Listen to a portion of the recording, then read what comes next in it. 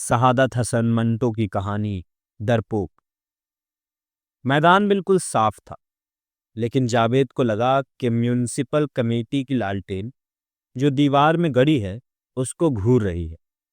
उस चौड़े सहन को, जिस पर नान कशाही ईंटों का ऊंचा नीचा फर्श बना हुआ था, जो दूसरी इमारतों से बिल्कुल अलग थलग था, पार करके वह उस नुक्कड़ वाले मकान पर पहुंचने का बार बार इरादा करता।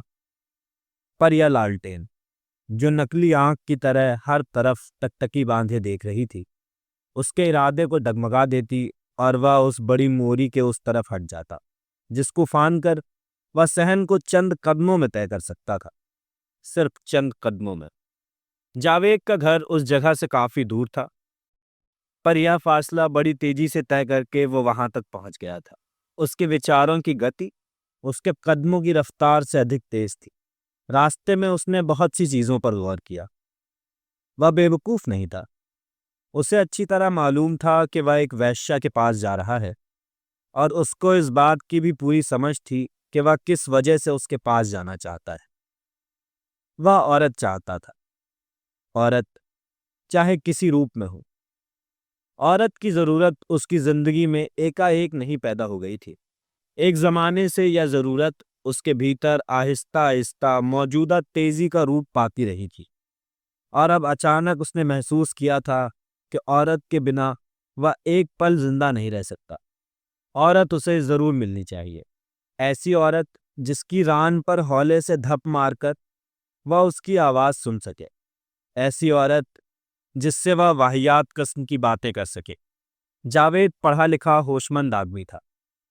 हर बात की ऊंच नीच समझता था, पर इस मामले में कुछ और सोचने विचारने के लिए तैयार नहीं था। उसके मन में एक ऐसी इच्छा हुई थी जो नई न थी।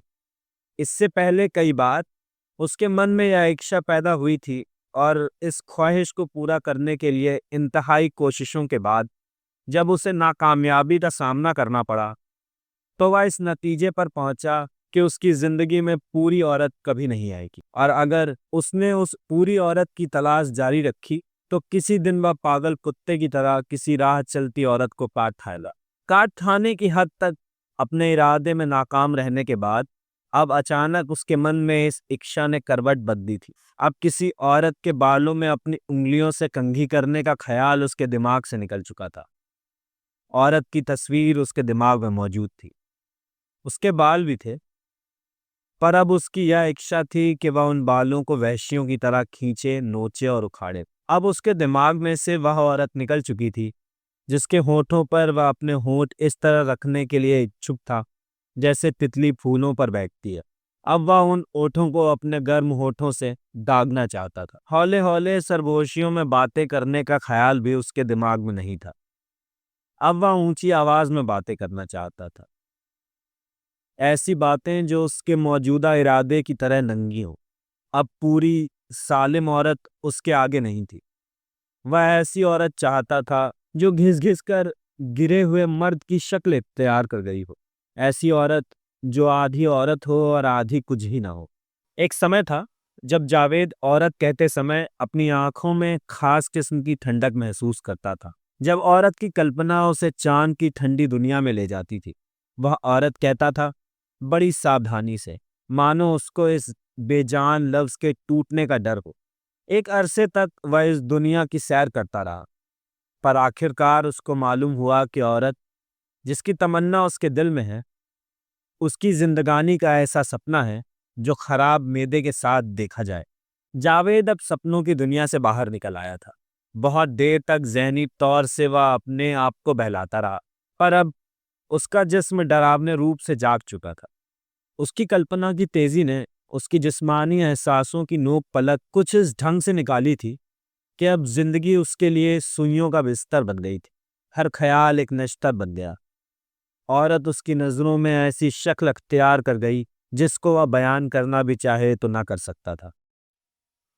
जावेद कभी इंसान था, पर अब इंसानों से उसे नफरत थी, इतनी कि वह अपने आप से भी नफरत करने लगा था।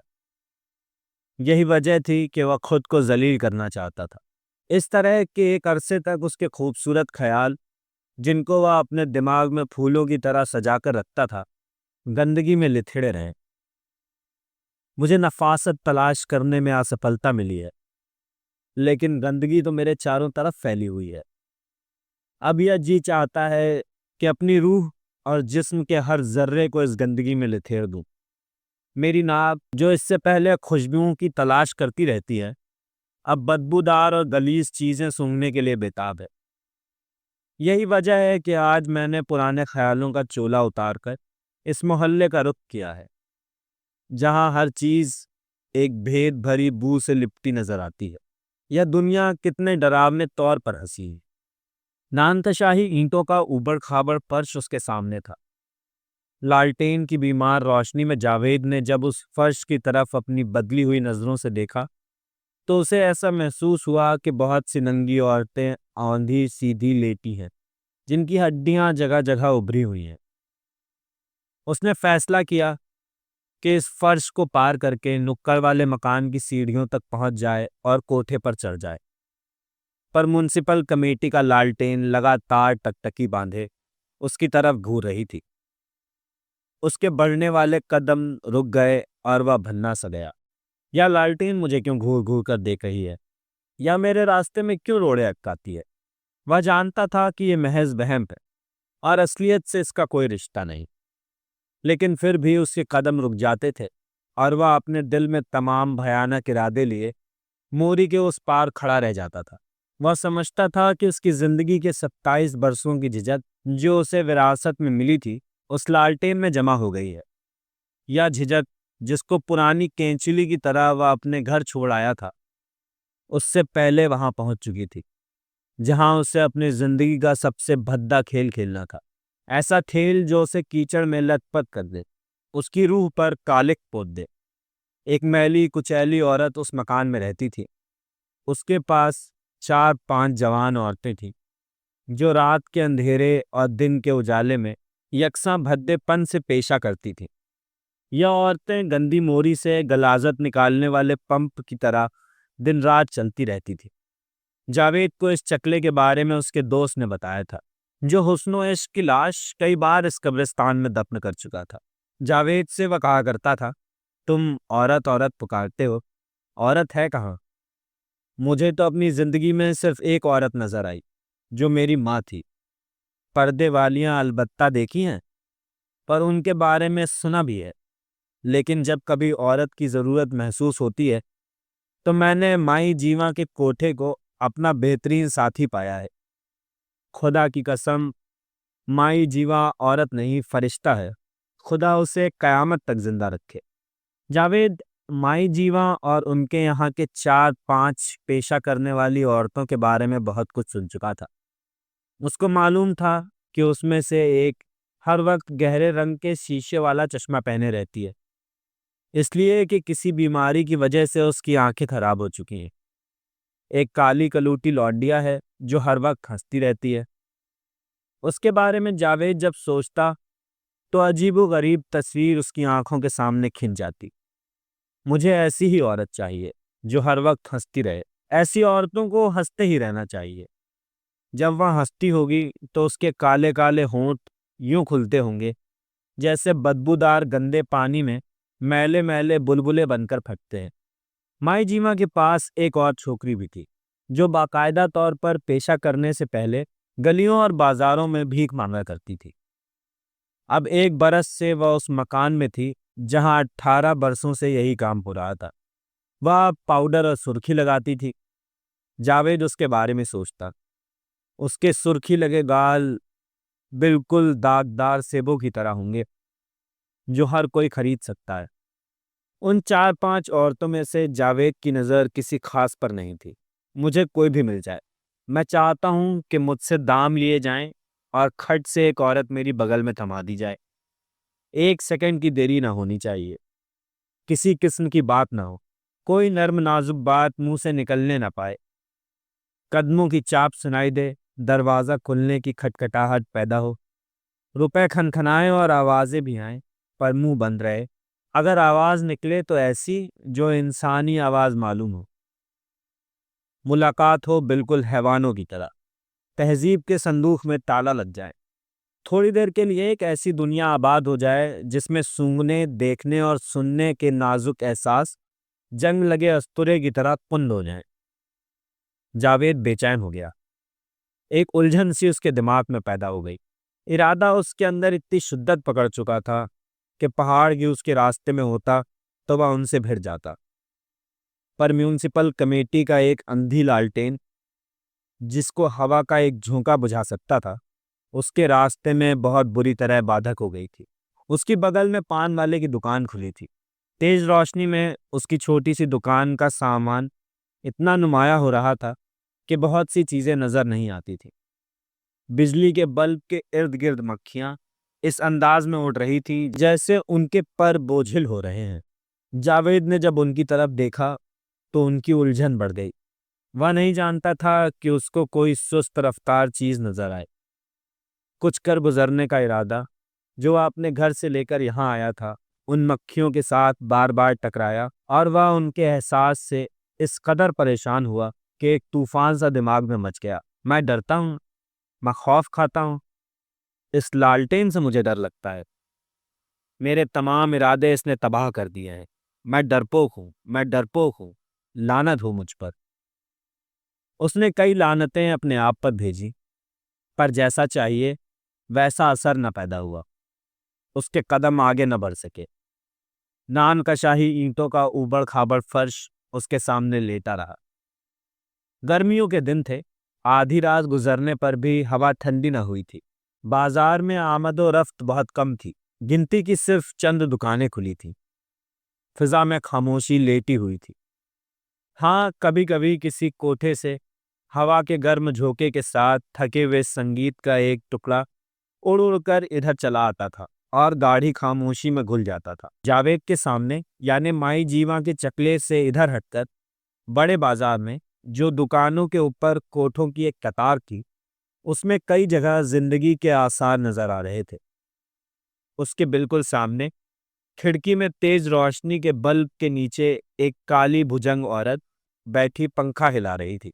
उसके सिर के ऊपर बिजली का बल्ब जल रहा था और ऐसा दिखाई देता था कि सफेद आग का एक गोला है जो पिघल पिघल कर उस वेश्या पर गिर रहा है। जावेद उस काली भुजंग औरत के बारे में कुछ गौर करने ही वाला था कि बाजार के उस सिरे से, जो उसकी आंखों से ओझल था, बड़े भद्दे नारों के रूप में कुछ आवाजें उठी। थोड़ी देर के बाद तीन आदमी झूमते झूमते शराब के नशे में चूर नमूदार हुए। तीनों के तीनों उस काली भुजंग औरत के कोठे के नीचे पहुंचकर खड़े हो गए और जावेद के कानों ने ऐसी ऐसी वाहियात बातें सुनी कि उसके तमाम इरादे उसके अंदर सिमट कर रह गए। एक शराबी थे जिसके कदम बहुत अधिक लड़खड़ा रहे थे। अपनी मूंछों पर भरे होठों से बड़ी भद्दी आवाज के साथ एक बोसा नोचकर उस काली वैश्या की तरफ उछाला और ऐसा तंज कसा कि जावेद की सारी हिम्मत पस्त हो गई। कोठे पर बिजली के बल्ब की रोशनी में उस काली भुजंग औरत के होंठ एक काले ठहाके में खुले और उसने शराबी के फिरके का जवाब यूं दिया जैसे टोकरी भर कूड़ा नीचे फेंक दिया गया हो। नीचे बिखरे हुए ठहाकों का फव्वारा सा छूट पड़ा और जावेद के देखते देखते वे तीनों शराबी कोठे पर चढ़े। थोड़ी देर के बाद वह जगह जहां वह काली वैश्या बैठी थी खाली हो गई। जावेद अपने आप से और भी नफरत करने लगा। तो तुम क्या हो? मैं पूछता हूं, आखिर तुम क्या हो? न तुम यह हो, न तुम वह हो, न तुम इंसान हो, न तुम हैवान। तुम्हारी समझ बूझ, तुम्हारी अक्ल और सोच आज सब धरी की धरी रह गई। तीन शराबी आते हैं, तुम्हारी तरह उनके दिल में इरादा नहीं होता, लेकिन बेधड़क उस वेश्या से वाहियात बातें करते हैं और हंसते ठहाके लगाते कोठे पर चढ़ जाते हैं जैसे पतंग उड़ाने जा रहे हो। और तुम जो कि अच्छी तरह समझते हो कि तुम्हें क्या करना है, यूं बेवकूफों की तरह बीच बाजार में खड़े हो और एक बेजान लालटेन से खौफ खा रहे हो। तुम्हारा इरादा इतना साफ और खुला है, लेकिन फिर भी तुम्हारे कदम आगे नहीं बढ़ते। लानत हो तुम पर। पल भर के लिए जावेद के अंदर अपने से बदला लेने का भाव पैदा हुआ। उसके कदमों में हरकत हुई और मोरी फांद कर वह माई जीवा के कोठे की तरफ बढ़ा। वह लपक कर सीढ़ियों के करीब पहुंचने ही वाला था कि ऊपर से एक आदमी उतरा। जावेद पीछे हट गया। अनायास उसने अपने आप को छिपाने की कोशिश भी की, लेकिन कोठे पर से नीचे आने वाले आदमी ने उसकी तरफ कोई ध्यान न दिया। उस आदमी ने अपना मलमल का कुर्ता उतार कर कंधे पर रख लिया था। उसकी दाहिनी कलाई में मोतियों के फूलों का मसला हुआ हार लटका था। उसका बदन पसीने से सराबोर हो रहा था। जावेद के वजूद से बेखबर वह अपने तहमत को दोनों हाथ से घुटने तक ऊंचा किए, नान का शाही ईंटों का ऊंचा नीचा फर्श पार करके मोरी के उस पार चला गया। और जावेद ने सोचना शुरू किया कि उस आदमी ने उसकी तरफ क्यों नहीं देखा। इस बीच उसने लालटेन की तरफ देखा तो वह उसे यह कहती जान पड़ी, तुम कभी अपने मकसद में सफल नहीं हो सकते, इसलिए कि तुम डरपोक हो। याद है तुम्हें पिछली साल बरसात में जब तुमने उस हिंदू लड़की इंदिरा से अपनी मोहब्बत जाहिर करनी चाहिए थी तो तुम्हारे जिस्म में सकत तक नहीं रही थी। कैसे कैसे डरावने ख्याल तुम्हारे मन में पैदा हुए थे। याद है तुमने हिंदू मुस्लिम फसाद के बारे में भी सोचा था और डर गए थे। उस लड़की को तुमने इसी डर के मारे भुला दिया और हमीदा से तुम इसलिए मोहब्बत न कर सके कि वह तुम्हारी रिश्तेदार थी और तुम्हें इस बात का डर था कि तुम्हारी मोहब्बत को गलत नजरों से देखा जाएगा। कैसे कैसे वहम तुम्हारे ऊपर उन दिनों छाए थे। और फिर तुमने बिल्किस से मोहब्बत करनी चाहिए, पर उसको सिर्फ एक बार देखकर तुम्हारे सब इरादे गायब हो गए और तुम्हारा दिल वैसा का वैसा बंजर रहा। क्या तुम्हें इस बात का एहसास नहीं कि हर बार तुमने अपनी बेलौस मोहब्बत को खुद ही शक की नज़रों से देखा है। तुम्हें इस बात का भी कभी पूरी तरह यकीन नहीं आया कि तुम्हारी मोहब्बत ठीक है। तुम हमेशा डरते हो, इस वक्त भी तुम डर रहे हो। यहाँ घरेलू औरतों और लड़कियों का सवाल नहीं, हिंदू मुस्लिम फसाद का भी इस जगह कोई डर नहीं, लेकिन इसके बावजूद तुम कभी उस कोठे पर नहीं जा सकोगे। मैं देखूंगी तुम किस तरह ऊपर जाते हो। जावेद की रही सही हिम्मत भी पस्त हो गई। उसने महसूस किया कि वह सचमुच परले दर्जे का डरपोक है। बीती हुई घटनाएं तेज हवा में रखी हुई किताब के पन्नों की तरह उसके दिमाग में देर तक फड़फड़ाती रहीं। और पहली बार उसको इस बात का एहसास बड़ी तेजी के साथ हुआ कि उसके वजूद की बुनियादों में एक ऐसी झिझक बैठी हुई है जिसने उसे काबिल रहम की हद तक डरपोक बना दिया। सामने सीढ़ियों से किसी के उतरने की आवाज आई तो जावेद अपने विचारों से चौंक पड़ा। वही जो गहरे रंग के शीशों वाली ऐनक पहनती थी और जिसके बारे में वह कई बार अपने दोस्त से सुन चुका था, सीढ़ियों के नीचे से चबूतरे पर खड़ी थी। जावेद घबरा गया। करीब था कि वह आगे सरक जाए कि उसने बड़े भद्दे ढंग से उसे आवाज दी, अजी ठहर जाओ मेरी जान, घबराओ नहीं, आओ आओ। इसके बाद उसने पुचकारते हुए कहा, चले आओ, आ जाओ। यह सुनकर जावेद को ऐसा महसूस हुआ कि अगर वह कुछ देर और ठहरा तो उसकी पीठ में दुम उगाएगी और उस औरत के पुचकारने पर हिलना शुरू कर देगी। इस एहसास के साथ उसने चबूतरे की तरफ घबराई हुई नजरों से देखा। माई जीवा के चकले की उस ऐनक चढ़ी लौंडिया ने कुछ इस तरह उसके जिस्म को हरकत दी कि जावेद के तमाम इरादे पके हुए बेरों की तरह झड़ गए। उसने फिर पुचकारा, आओ मेरी जान, अब आ भी जाओ। जावेद एकदम भागा, मोरी फान कर। जब वह बाजार में पहुंचा तो उसने एक ऐसे ठहाके की आवाज सुनी जो खतरनाक तौर पर डरावना था। वह कांप उठा। जब वह अपने घर पहुंचा तो उसके ख्यालों के हुजूम में से सहसा एक ख्याल रेंग कर आगे बढ़ा, जिसने उसको तसल्ली दी। जावेद, तुम एक बहुत बड़े पाप से बच गए, खुदा का शुक्र मनाओ।